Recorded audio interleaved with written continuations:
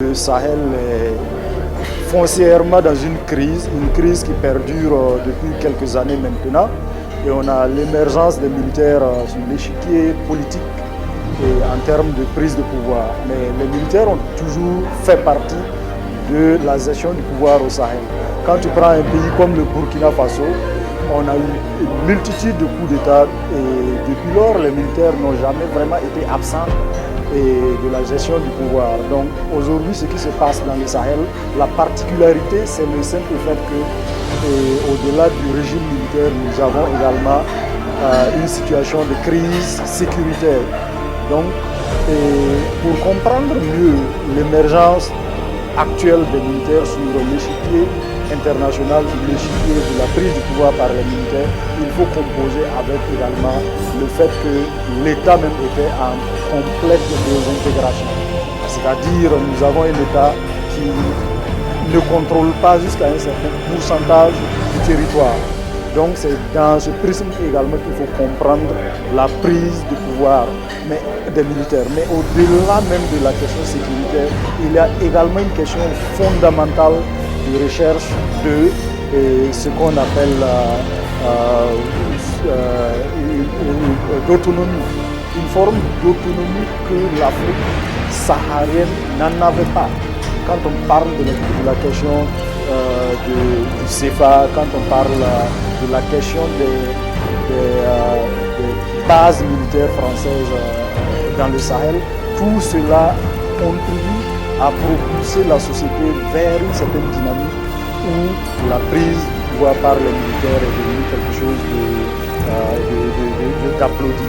Donc moi je crois vraiment que même s'il faut aller dans le sens de condamner toute prise de pouvoir militaire, toute participation des militaires dans l'armée et dans la gestion du pouvoir, il faut prendre en considération le fait qu'il y a ce phénomène de l'insécurité, mais il y a également ce phénomène de la recherche fondamentale d'une autonomie, d'un recadrage, d'une nouvelle vision de notre région. Voilà.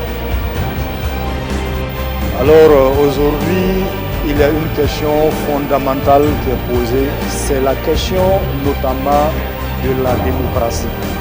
Partout, on remet en cause la démocratie. Par le fait qu'il y a eu la prise de pouvoir par les militaires, ce qui est reposé encore sur le débat, c'est le débat fondamental même de quoi, en quoi est-ce que, qu'est-ce qui constitue la démocratie? Quelle est la finalité de la démocratie?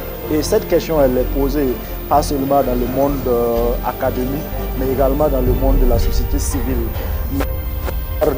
Dans l'ensemble, ce qui nous est poussé à aller vers ce questionnement même de fondement de la démocratie dans notre région, c'est que jusqu'à présent, la démocratie néolibérale qui nous a été dans une certaine mesure proposée ou imposée n'est pas un système de gouvernance qui est arrivé à répondre aux attentes de nos populations. Aujourd'hui, l'incertitude est devenue la chose la plus certaine dans nos États. Alors, fondamentalement, est-ce qu'il faut repartir, privilégier une projection vers des régimes militaires? Est-ce qu'il faut réfléchir et refonder, repenser la démocratie, repenser ce qu'on peut dire une démocratie à l'africaine, ou bien il faut aller vers une démocratie qui, aux origines même, nous a été donnée, n'a pas été démocratiquement choisie.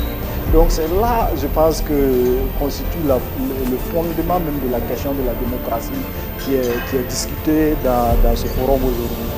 Mais le débat, c'est un débat très ouvert, c'est un débat d'un certain niveau intellectuel très ouvert où c'est permis d'oser, c'est permis de vraiment oser questionner un peu même les fondements de la démocratie telle qu'elle est pratiquée chez nous ici, mais en même temps aussi se projeter dans l'avenir. Est-ce que nous voulons qu'on reparte vers des royaumes? Est-ce qu'il faut qu'on reparte vers un renforcement de la démocratie électorale ou électoraliste? Ou bien il faut peut-être s'asseoir et dire, bon, la démocratie telle que pratiquée aujourd'hui, elle ne fonctionne pas. bien évidemment, elle ne fonctionne pas. Et si elle ne fonctionne pas, qu'est-ce qu'il faut en faire? Quel autre mécanisme pouvons-nous mettre en place pour que le bien-être de nos populations et de nos communautés soit assuré? Je pense que c'est là fondamentalement la question, et ce n'est pas une question qui a une réponse simple, c'est une question qu'on va continuer à réfléchir là-dessus, c'est une question qui mérite qu'on pousse encore la réflexion davantage. Voilà, merci bien.